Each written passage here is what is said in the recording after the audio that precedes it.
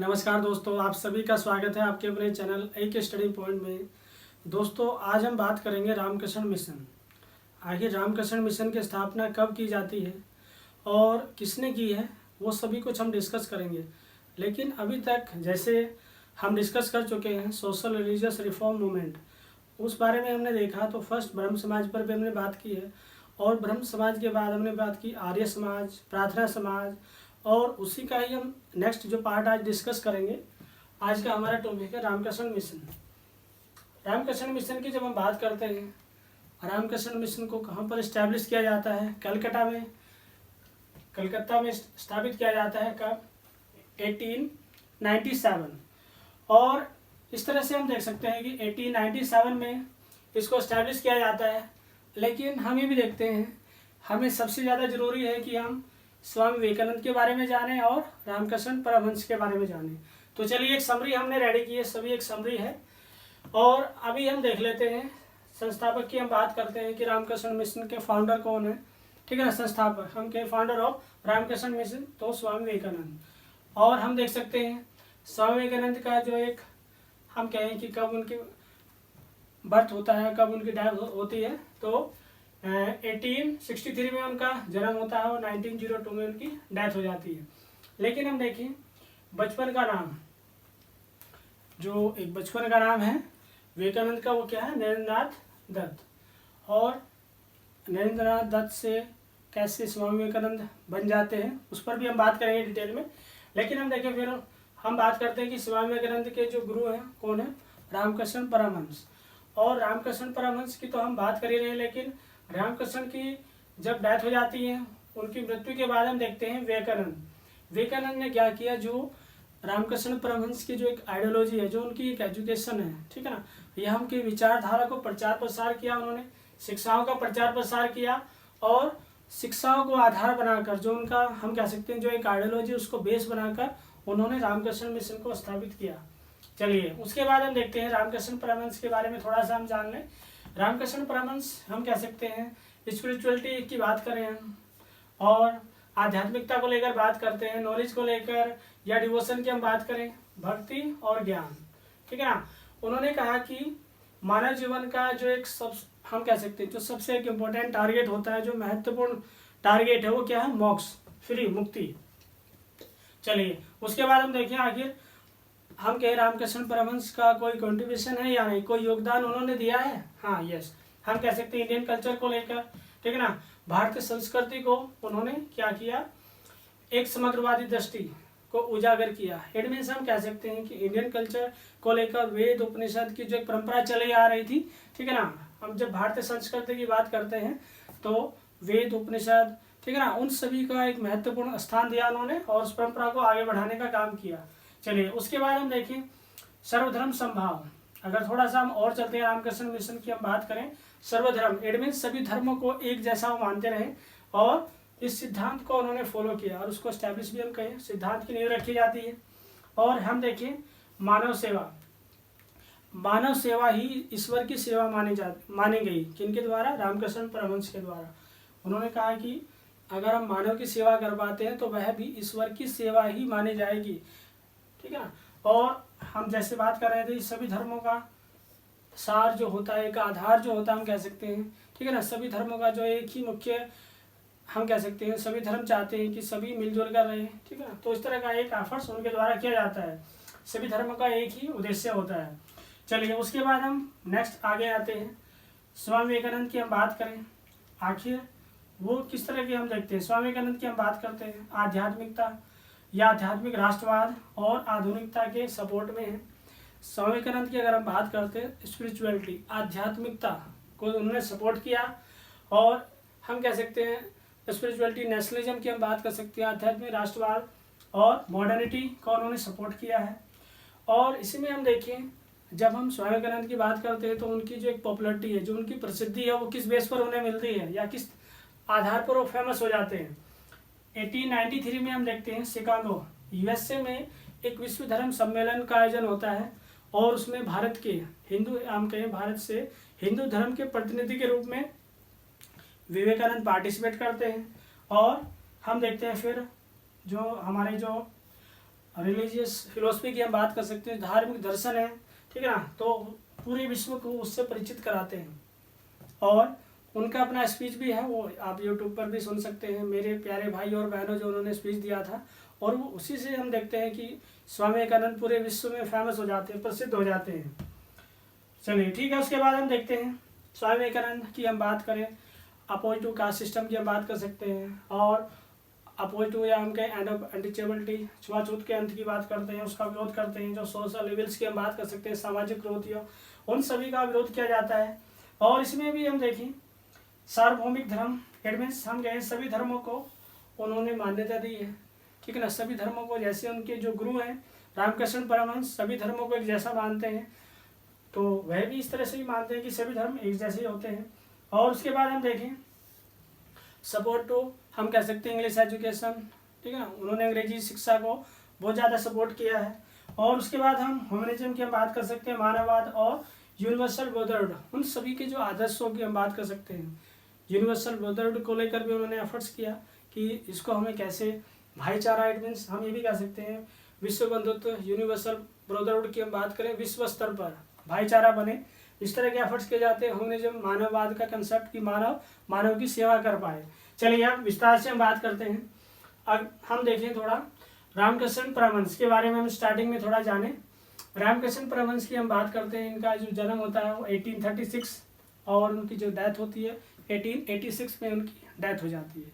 चलिए उसके बाद हम देखें थोड़ा सा रामकृष्ण परमहंस वेदांत की हम बात करते हैं, वेदांत या वेद उपनिषदों की हम बात करें, और वेद उपनिषदों का इतना ज़्यादा प्रभाव है रामकृष्ण परमहंस पर, तो हम कहते हैं कि उनके द्वारा हमेशा इस तरह के एफर्ट्स किए जाते रहे, और उनके बहुत ज़्यादा उनको नॉलेज भी है, ज्ञान भी है। और उसी में हम देखें सभी धर्मों को उन्होंने क्या माना है, सभी धर्मों को उसी दिशा में, ठीक है ना, और लक्ष्य की ओर हम कह सकते हैं कि वेद उपनिषदों से इंस्पायर होते हैं, बहुत ज़्यादा इंस्पायर हो जाते हैं, प्रभावित होते हैं और प्रेरणा भी लेते हैं। और हम देख सकते हैं धीरे धीरे उन्होंने जो अपने विचारधारा का प्रचार प्रसार किया, वो हम कह सकते हैं कि धर्म को आधार बनाकर, रिलीजन को बेस बनाकर उन्होंने एफर्ट्स किए। लेकिन हम ये देख सकते हैं कि हिंदू रिलीजन को भी बहुत ज़्यादा उन्होंने स्टडी किया है, और हम कह सकते हैं इस्लाम धर्म और ईसाई, क्रिश्चियन रिलीजन, इस्लाम रिलीजन की हम बात करें, इन सभी का एक उन्होंने नॉलेज ली है, ज्ञान है, उन्हें बहुत ज़्यादा स्टडी किया है। और फिर ये भी बोला है कि सभी धर्मों का सार एक ही होता है, एट मीन्स हम कह सकते हैं सभी धर्म का जो एक बेस होता है, एक आधार होता है, वो एक जैसा ही होता है। और उसी में हम देखें थोड़ा सा और सर्वधर्म संभाव, एट मीन्स हम कहें प्रिंसिपल ऑफ, अगर हम कहें ऑल रिलीजन की हम बात करते हैं कि सभी धर्म का जो एक सार है, ठीक है, उस सिद्धांत की भी उन्होंने एक नींव रखी, उस प्रिंसिपल को फॉलो किया। और थोड़ा सा हम देखें उन्होंने, जैसे हम देखते हैं अभी समरी में भी हमने डिस्कस किया, इंडिविजुअल व्यक्ति की हम बात करें या किसी भी व्यक्ति की बात करें, उन्होंने कहा व्यक्ति ईश्वर का ही रूप होता है, व्यक्ति क्या है, ईश्वर का रूप है, भगवान का ही रूप है, ठीक है ना। और फिर ये भी बोला जाता है कि मानव सेवा की, या हम कहें मानव सेवा ही ईश्वर की पूजा है, ये ईश्वर की पूजा समान है। तो इस तरह की एक विचारधारा हम देख पाते हैं। लेकिन थोड़ा सा और हम आगे चलें, रामकृष्ण परमहंस का मानना ये भी है कि ज्ञान, भक्ति और कर्म, ठीक है ना, ज्ञान, भक्ति और कर्म का एक मैसेज उन्होंने दिया, जो उनकी एक आइडियोलॉजी में भी हम देख पाते हैं।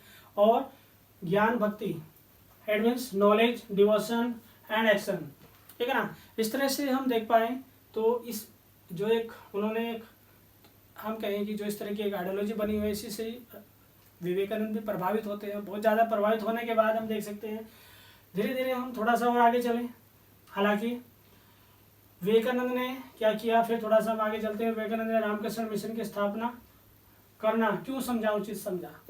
आखिर एक इम्पोर्टेंट ये भी क्वेश्चन है कि आखिर और भी तो नाम दिया जा सकता था। हम देख सकते हैं रामकृष्ण मिशन की जो एक आइडियोलॉजी है वो रामकृष्ण परमहंस की, ठीक है ना, जो भी विचार है उसी को ही बेस बनाकर रामकृष्ण मिशन की स्थापना की जाती है, लेकिन एक आइडियोलॉजी के बेस पर, एक विचारधारा के आधार बनाकर। लेकिन हम ये भी जाने आखिर रामकृष्ण परमहंस से विवेकानंद कब मुलाकात करते हैं। हम देखते हैं कि 1880 में आकर के, ठीक है ना, उनसे मुलाकात होती है। बाद में धीरे धीरे हम कहते हैं फिर एक गुरु शिष्य की एक परंपरा बन जाती है। मुलाकात होने से जरूरी नहीं है कि गुरु बने जाएंगे या गुरु बना ही लेंगे कोई किसी को।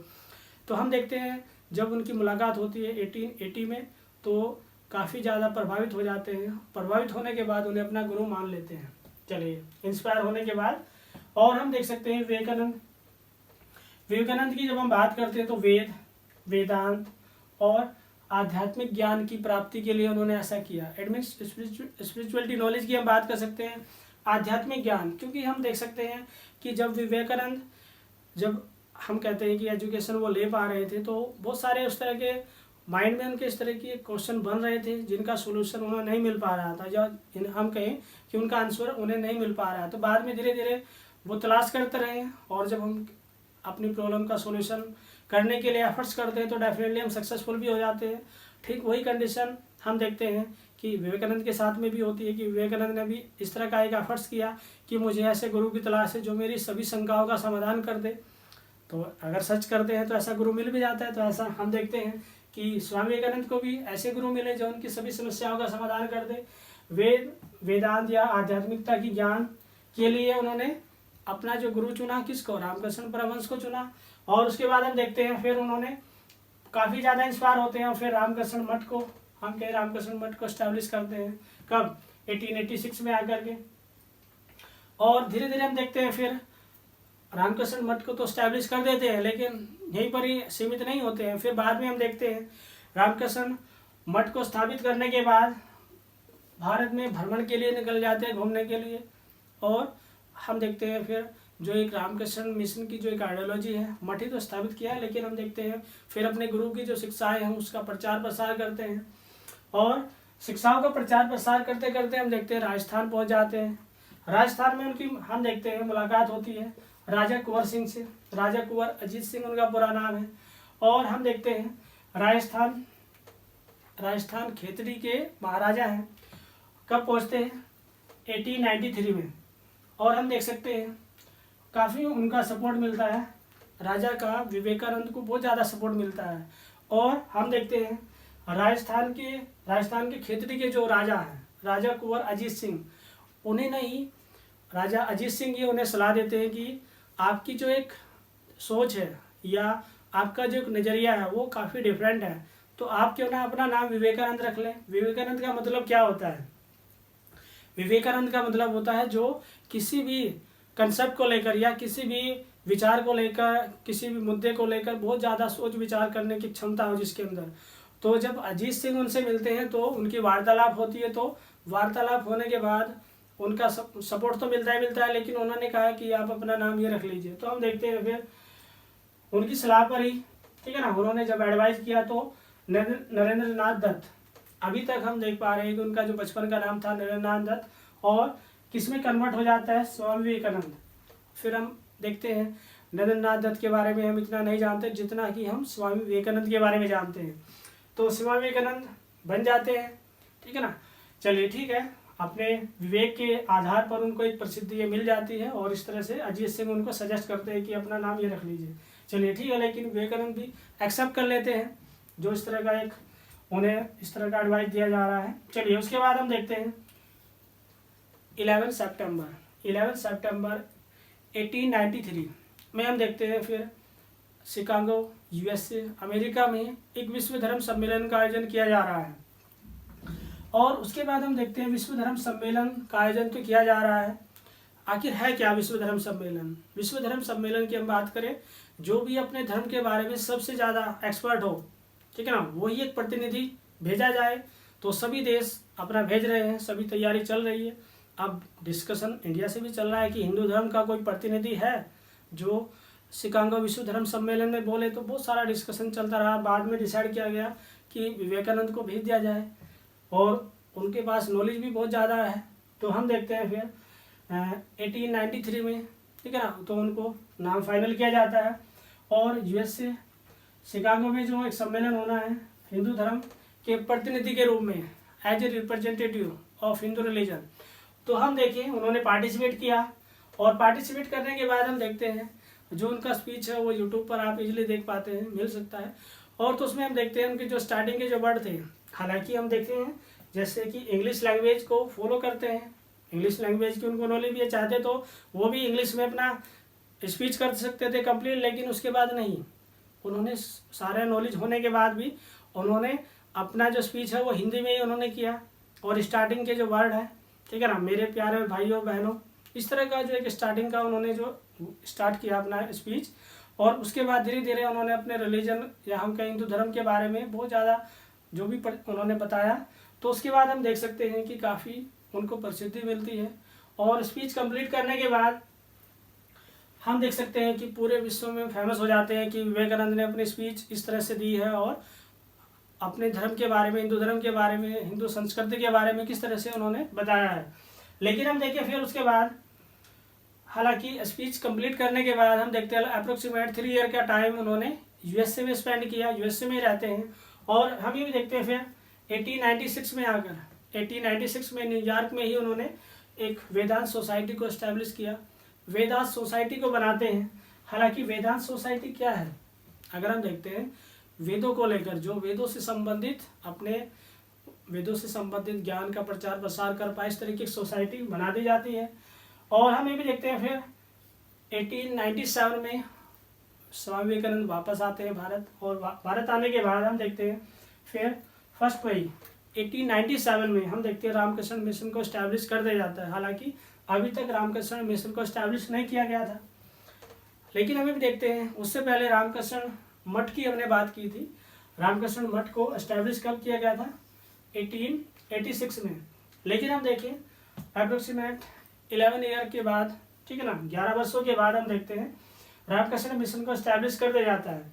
लेकिन हम देखें इसका हेड ऑफिस भी बनाया जाता है, इसका जो मुख्यालय है रामकृष्ण मिशन का कहाँ पर है, एक ब्रांच बेंगलुरु में बनाई जाती है और एक अल्मोड़ा में बना दी जाती है। 2 ब्रांच बना दी जाती है, इट मीन्स 2 हेड ऑफिस, एक वेल्लोर में और एक अल्मोड़ा में। अब आगे आते हैं, अगर हम देखें उनका जो अपना एक मानना था, ठीक है ना, उन्होंने कहा जीवन का सार, इट मीन्स उन्होंने कहा कि परमात्मा, भगवान को जानना ही, ठीक है ना, हमारे जीवन का उद्देश्य होता है। और उसके बाद हम देख सकते हैं हिंदू रिलीजन को लेकर वो क्या सोचते हैं, क्या एक्सप्लेन करते हैं। उन्होंने कहा कि हिंदू धर्म से ही सभी धर्म का निर्माण हुआ है, सभी धर्मों का जन्म हुआ है। यह हम कहें कि फादर ऑफ, अगर हम करते हैं कि फादर ऑफ ऑल रिलीजन, सभी धर्मों का जनक कौन है, हिंदू धर्म को बोला गया किनके द्वारा, स्वामी विवेकानंद के द्वारा। चलिए उसके बाद अगर हम देखें व्यक्ति को या हम कहें समाज को उन्होंने किस तरह का संदेश दिया, उन्होंने कहा स्पिरिचुअलिटी, आध्यात्मिकता। आध्यात्मिकता क्यों जरूरी बताया इन्होंने, आध्यात्मिकता में हम देखते हैं कि स्पिरिचुअलिटी में हमारी सभी समस्याओं का समाधान है। तो इसलिए हम देख सकते हैं कि स्पिरिचुअलिटी का उन्होंने एक संदेश दिया कि आध्यात्मिकता, हमारे जीवन में धर्म का एक महत्व होना चाहिए, और धर्म हमारे जीवन में क्या कुछ बदलाव कर सकता है। जब स्वामी विवेकानंद के जीवन में बदलाव आ सकते हैं तो औरों के जीवन में बदलाव आ सकते हैं। तो इस तरह की परंपरा हम देखते हैं। और उनका मेन उद्देश्य क्या है, ऐसा क्यों चाह रहे हैं, स्पिरिचुअलिटी को इंसिस्ट क्यों कर रहे हैं कि स्पिरिचुअलिटी को फॉलो करें, स्पिरिचुअलिटी को हम अपने जीवन का पार्ट बनाएं। उनका मानना यह भी है कि इससे क्या होगा, ह्यूमनिज्म की हम बात कर सकते हैं, ह्यूमनिज्म मानववाद होगा, हम एक दूसरे के प्रति, ठीक है ना, फ्लेक्सिबल होंगे, एक दूसरे को समझ पाएंगे, एक दूसरे को अच्छे से ट्रीट कर पाएंगे। और उसके बाद उससे क्या होगा, हम जब ह्यूमनिज्म का कंसेप्ट होगा, और इसी के साथ में हम कह सकते हैं यूनिवर्सल ब्रदरहुड, विश्व बंधुत्व, उससे भाईचारा भी बढ़ेगा। और हम ये भी कह सकते हैं कि समाज के लेवल पर हम कहते हैं सोसाइटी लेवल पर, सोसाइटी के बाद नेशनल लेवल पर, और नेशनल लेवल के बाद वो है ग्लोबल लेवल पर भी एक भाईचारा बढ़ेगा। चलिए उसके बाद इस तरह के आइडल्स को लेकर बात की जाती है। लेकिन हमें भी देखते हैं कि ह्यूमनिज्म की हम बात करें या यूनिवर्सल ब्रदरहुड की बात करें, इन सभी का एक मैसेज दिया जाता है। उसके बाद हम देखते हैं इंडिया में हम कह सकते हैं नेशनलिस्ट आइडियोलॉजी को काफ़ी स्ट्रॉन्ग करने का भी एक एफर्ट्स किया जाता है, उसको पावरफुल बनाने के लिए हम कह सकते हैं विवेकानंद की एक महत्वपूर्ण भूमिका रहती है, बहुत ही महत्वपूर्ण रोल को उन्होंने प्ले किया है।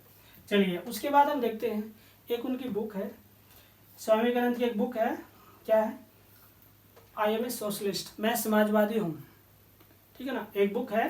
तो उसमें उन्होंने बात की है, और स्पेशली वह जो स्वर्ण कम्युनिटी है, एडमिन, जैसे हम देखते हैं वर्ण व्यवस्था की अगर हम बात करें, उसमें अलग अलग 4 कैटेगरी हम बात करते हैं, ब्राह्मण, क्षत्रिय, वैश्य, शूद्र। तो उसमें उन्होंने कहा कि स्वर्ण अपने पद और सुविधा का त्याग करें, क्योंकि वह अच्छे से समझते थे कि जो हमारा वर्णा सिस्टम जो बना हुआ है, ठीक है ना, उस व्यवस्था को अगर लंबे समय तक चलाते रहेंगे तो भारत का उद्धार बिल्कुल भी नहीं हो सकता। इंडिया का डेवलपमेंट कभी नहीं हो सकता है। क्योंकि हम देखते हैं बहुत सारे सोशल लेवल्स या हम कहें जो भी ट्रेडिशनल्स में जो परंपराएं चली आ रही हैं, अगर हम उनको नहीं छोड़ना चाहते तो हम अपना भी उद्धार नहीं कर पाएंगे। ठीक है ना। स्पिरिचुअलिटी ये थोड़ा है ना कहती है कि हाँ हम एक दूसरे के अधिकारों को छीने, एक दूसरे को टॉर्चर करें, एक दूसरे के साथ में एक्सप्लॉयटेशन करें, नहीं। इसलिए हम उन्हें देखते हैं, उन्होंने जो बुक लिखी मैं समाजवादी हूँ, इट मीन्स अगर हम देखते हैं सोशलिस्ट का एक कंसेप्ट उन्होंने बात की, फिर उसमें उन्होंने स्पेशली कोट किया है कि स्वर्ण अपने पदों को छोड़े, क्योंकि वो लंबे समय से सारी सुख सुविधाएं लेते आ रहे हैं, और उसके बाद सुख सुविधाओं का त्याग करें, और जो आपसे कम स्तर या हम कहें जो निम्न स्तर पर जो व्यक्ति हैं उनको सपोर्ट करें, उनको सहयोग करें। लेकिन सोसाइटी में तो हम अभी देख पाते हैं किस तरह का एक सिस्टम हम देख पाते हैं।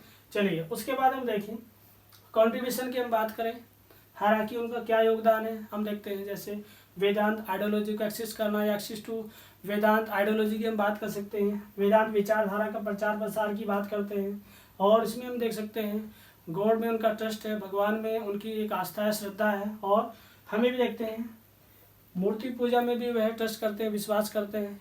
लेकिन मूर्ति पूजा में ट्रस्ट क्यों किया इन्होंने, हम देख सकते हैं कि हमारा जो एक मेडिटेशन की हम बात कर सकते हैं, मेडिटेशन की हम बात करें तो ध्यान हमारा जब भी हम कोई काम करते हैं, ठीक है ना, तो हम देखते हैं कि स्टैचू जो होती है, जो मूर्ति होती है, जैसे वो एक शांत मन से बैठी रहती है, तो उसी की बेस पर हम अपना ध्यान केंद्रित कर सकते हैं, इसलिए उनकी एक आस्था है।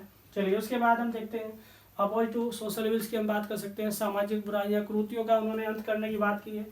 और इंग्लिश एजुकेशन की हम बात करें, सपोर्ट टू इंग्लिश एजुकेशन, अंग्रेजी भाषा का उन्होंने समर्थन किया है, और इसलिए किया है क्योंकि अगर हम अंग्रेजी भाषा को या हम कहें इस सिस्टम को में अपने सिस्टम में अगर इसको अप्लाई नहीं कर पाएंगे तो हम डेवलपमेंट नहीं कर पाएंगे।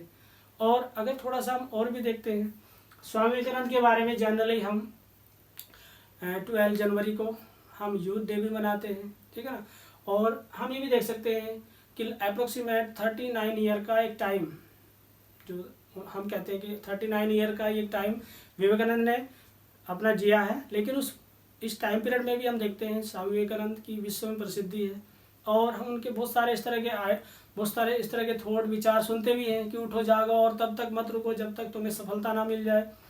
तो ऐसे और भी बहुत सारे हम देखते हैं, बहुत सारे जो पॉपुलर उनके अपने कोटेशन है, थॉट है, विचार है, जो हमारे जीवन में इंस्पिरेशन का काम करते हैं, हमें प्रेरित करते हैं कुछ हम काम कर पाए, एक अच्छा सोसाइटी के लिए हम काम कर पाए। तो ऑल ओवर अगर हम देखें कि स्वामी विवेकानंद ने जो भी एक एफर्ट्स किए, ठीक है ना, तो हम देखते हैं कि सोसाइटी के डेवलपमेंट के लिए हम कहें सोसाइटी में जो परंपराएं चली आ रही हैं उनको छोड़ने के लिए, और हम कह सकते हैं कि नेशनलिज्म में भी उनका एक काफ़ी कॉन्ट्रीब्यूशन है। और स्वामी विवेकानंद की विचारधारा से हम ये नहीं कह सकते कि स्पेशली ब्राह्मण कम्युनिटी है उनसे उनके विचारों से इंस्पायर होती है, प्रभावित होती नहीं, वह सभी सोसाइटी के लिए हम देखते हैं बहुत सारे हमारे पॉलिटिकल लीडर भी हैं, ठीक है ना, जो उनके विचारों से इंस्पायर होते हैं, और आगे भी धीरे धीरे एक हम देखते हैं राष्ट्रवाद के मुद्दे में भी या राष्ट्रवाद की एक विचारधारा में भी उन शब्दों का वह प्रयोग कर पाते हैं। तो दोस्तों हमने आज जो बात की रामकृष्ण मिशन के बारे में हमने डिस्कस किया है, और अभी नेक्स्ट हमें थियोसॉफिकल सोसाइटी पर भी बात करनी है, और उसके बाद हम मुस्लिम कम्युनिटी के भी देखेंगे, बहुत सारे जो अलीगढ़ मूवमेंट हैं सभी पर भी हम डिस्कस करेंगे। लेकिन आज के वीडियो में जो हमने बात की है आज के इस लेक्चर में, तो अगर इसके बाद भी आपको लगता है कोई क्वेरी है तो कमेंट बॉक्स में मेंशन कीजिए, और अगर वीडियो आपको अच्छी लगी तो उसको लाइक कीजिए, शेयर कीजिए, ताकि आपके अपने जो फ्रेंड्स हैं वो भी इसका बेनिफिट ले पाएँ। Okay, thanks for watching the video.